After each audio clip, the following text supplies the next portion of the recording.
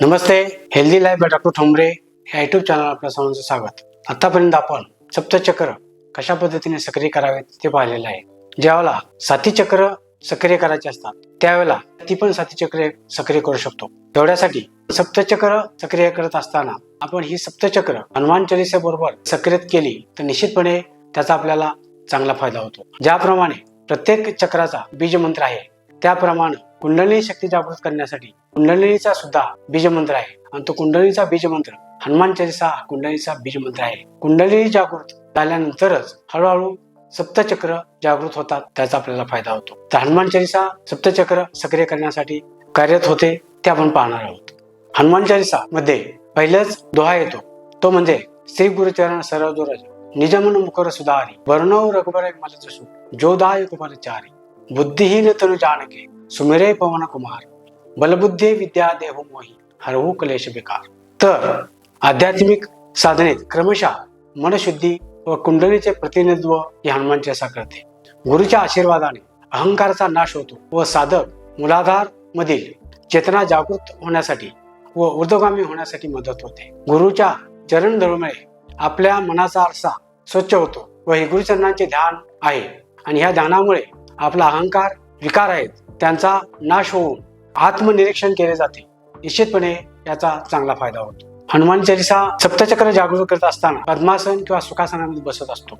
ज्यावेळेला पद्मासनामध्ये बसत असतो त्यावेळेला आसन स्थितीमध्ये आपलं माकडहाड हे जमिनीशी टेकलं जातं व माकडहाड जमिनीशी टेकल्यामुळं पृथ्वी तत्वाशी जोडलं जातो. पहिलं आपलं चक्र आहे ते मूलाधार चक्र आहे ते पृथ्वी तत्वाशी संबंधित आहे, त्यामुळं ग्राउंडिंग होतं, पृथ्वी तत्वाशी जोडलं जातो. मूलाधार असुरक्षित झाल्यास मन विकृत होतं. असुरक्षितता विश्वातील मोहाकडे मनुष्य आकृष्ट होत असतो. मूलाधाराच्या ठिकाणी कुंडलिनी शक्ती ही वेटेळे घालून बसलेली असते. जर श्रद्धेने गुरुच्या चरणांचे ध्यान केल्यास मन व विचार शुद्ध होतात. मूलाधाराच्या ठिकाणी हे विचार स्थिर होतात आणि मूलाधार चक्र स्थिर होतं. मूलाधार चक्र स्थिर झाल्यास कुंडलिनी शक्ती सुरक्षितपणे उठून स्वाधिष्ठान चक्र, मणिपूर चक्र, अनाहत चक्र, विशुद्ध चक्र, आज्ञा चक्र आणि सहस्रार चक्रापर्यंतचा प्रवास निश्चितपणे चांगला होतो. जीवनात गुरुचे महत्व अनन्यसाधारण महत्व आहे.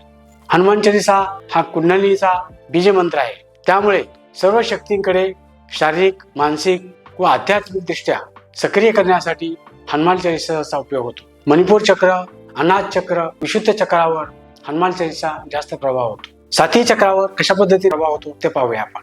जमुकवेर जय हनुमान ज्ञान मन सागर मूलाधार चक्रास सक्रिय करते, ग्राउंडिंग होतं, स्थैर्यता प्राप्ती करून देतं, सिक्युरिटी निर्माण होते. दुसरे चक्र आहे स्वाधिष्ठान चक्र आहे. या चक्रावर बलबुद्धी देही मोही स्वाधिष्ठान चक्रामध्ये एनर्जी निर्माण करतं, कर्तृत्व संपन्नता येते, योग्य प्रवाहाची दिशा देण्यास मदत होते व स्वाधिष्ठान चक्र अशा पद्धतीने चक्र होतं. महावीर विक्रम बजरंग मणिपूर चक्रावर याचा परिणाम होतो. मणिपूर चक्र सक्रिय होण्यासाठी मदत होते, कॉन्फिडन्स वाढतो, ताकद प्रदान होते. यानंतर चौथं चक्र आहे ते अनाहत चक्र किंवा हृदय चक्र म्हणतो त्याला. या हृदय चक्रासाठी राम रसायन तुमरे पासा यामुळे आपलं हृदय सक्रिय होतं, अनाहत चक्र सक्रिय होतं, प्रेम भावना निर्माण होते, वात्सल्य निर्माण होतं आणि हे चक्र सक्रिय करण्यासाठी मदत होते. विद्यावान गुणी चातुर यामुळे विशुद्ध चक्र सक्रिय होतं, अत्युच्च लेवलचा शहाणपणा येतो, बोलण्याची ताकद वाढते, लोक संग्रह करण्याची प्रवृत्ती वाढते आणि लोक जोडण्यासाठी निश्चितपणे चांगली ताकद प्राप्त होत असते. त्यानंतरचं चक्र आहे ते म्हणजे आज्ञा चक्र. संकट कटे मिटे सर्व पीडा त्यामुळे आज्ञा चक्र सक्रिय होते. आज्ञा चक्र सक्रिय झाल्यामुळे सर्व पीडांचा नाश होतो, शांती, तृप्ती आणि समाधान प्राप्त होते. यानंतर आपले शेवटचे चक्र आहे ते म्हणजे सहस्रार चक्र. सहस्रार चक्र सक्रिय करण्यासाठी संकट हरण मंगल मूर्ती रूप राम लखन सीता सहित हृदय बसवू प्रभोप यामुळे प्रभू रामचंद्र, सीता, लक्ष्मण आणि त्यांच्या सहित हृदयामध्ये स्थापन करण्यासाठी हनुमंतांना विनंती करतो. आत्मा व परमात्मा यांचं मिलन होतं. शरीरामध्ये प्रकाश तत्वाचं संचरण होऊन शांती, मनशांती, आत्मशांती आणि ही प्राप्त होत असते. अशा पद्धतीनं जर सप्तचक्र जर सक्रिय झाली तर मुख्यत्वे करून 3 गोष्टींचा आपल्याला फायदा होतो. ती म्हणजे तीक्ष्ण कुशाग्र बुद्धी आपल्याला प्राप्त होते, अत्युच्च ताकद प्राप्त होते, कॉस्मिक रेडिएशन होऊन शरीरामध्ये कॉस्मिक एनर्जीचा फायदा होत असतो. तीक्ष्ण कुशाग्र बुद्धी जय हनुमान ज्ञान गुणसागर या याच्यामुळे ज्ञानाचा गुणसागर असणारा हनुमंत ज्ञानगंगा ज्ञानसागर प्राप्त करून देत असतो. अतिशय उच्च लेवलचा शहाणपणा प्राप्त होतो. अंतरंग पण आपलं शुद्ध होतं. कॉस्मिक एनर्जी कॉन्टॅक्ट आल्यामुळे जय कपीस देऊन लोक उजाग म्हणजे कॉस्मिक एनर्जी कॉस्मिक रेडिएशनच्या आपण जोडला जातो. कॉस्मिक एनर्जी आपल्याला प्राप्त होते. जय कपीस देऊन लोक उजाग म्हणजे तिन्ही लोक म्हणजे जागृत अवस्था, स्वप्न अवस्था आणि सुषुप्त अवस्था या तिन्ही अवस्थेमध्ये हनुमंत सक्रिय असतो. त्याप्रमाणे हनुमंताची ही सक्रिय राहण्याची ताकद ह्या कॉस्मिक एनर्जीच्या मार्फत प्राप्त होत असते. ब्रह्मांड शक्तीशी जोडला जातो.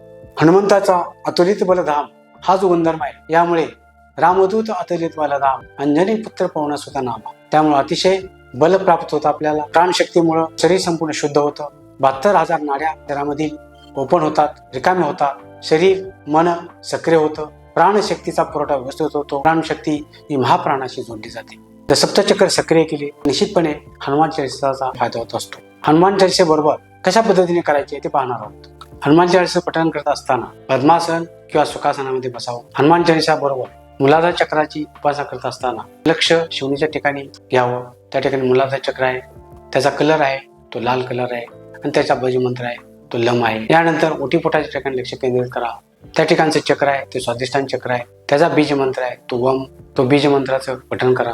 यानंतर बेंबेच्या ठिकाणी लक्ष केंद्रित करा, ते मणिपूर चक्र आहे, त्या चक्राचा कलर आहे तो पिवळा कलर आहे, त्या ठिकाणचा बीज मंत्र आहे तो रम आहे, त्याचं पठण करा.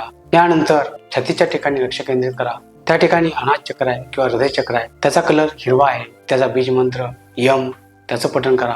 यानंतर घशाच्या ठिकाणी या, घशाच्या ठिकाणी विशुद्ध चक्र आहे, त्या ठिकाणचा कलर आहे तो निळा कलर आहे, त्याचा बीज मंत्र हम आहे. यानंतर भ्रूमध्याच्या ठिकाणी या, त्या ठिकाणी आज्ञाचक्र आहे, त्या ठिकाणचा कलर आहे तो पारवा कलर आहे, त्याचा बीज मंत्र ओम असा आहे, त्याचं पठण करा. यानंतर तालूच्या ठिकाणी या, ते सहस्रार चक्र आहे, त्या ठिकाणचा कलर आहे तो पांढरा आहे किंवा आनंद कलर आहे, त्या ठिकाणचा बीज मंत्र आहे तो ओम आहे, तो ओमचा उच्चार करा.